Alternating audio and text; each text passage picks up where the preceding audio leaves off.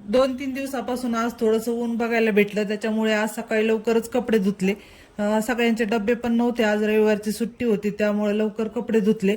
आणि दोऱ्या 3ऱ्या मजल्यावरती बांधलेल्या आहेत, त्याच्यामुळे मी जास्त काही वरती येत नाही, खूप कंटाळा येतो.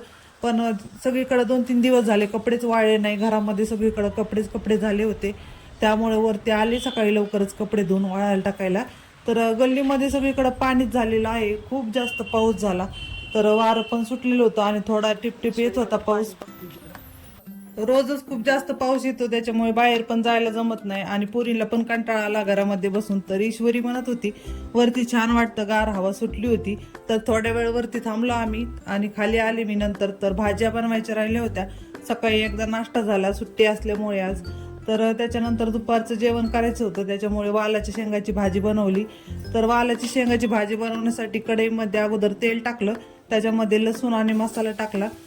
तर वालाच्या शेंगा धुवून घ्यायच्या व्यवस्थित आणि त्याच्यामध्ये मीठ टाकून व्यवस्थित परतून घ्यायचं आणि थोडा वेळ झाकण ठेवायचं. तर इथे मला चवळीच्या शेंगाची पण भाजी बनवायची होती, थोडी रस्सा भाजी बनवायची होती.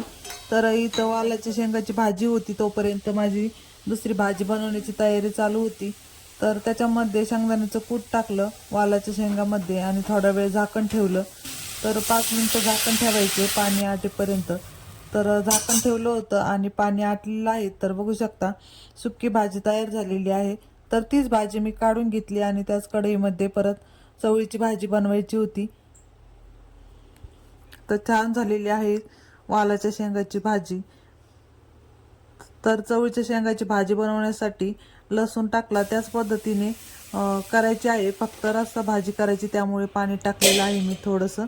तर झाकण ठेवलं आणि बघू शकता इथे छान झालेली आहे रस्सा भाजी चवळीच्या शेंगाची.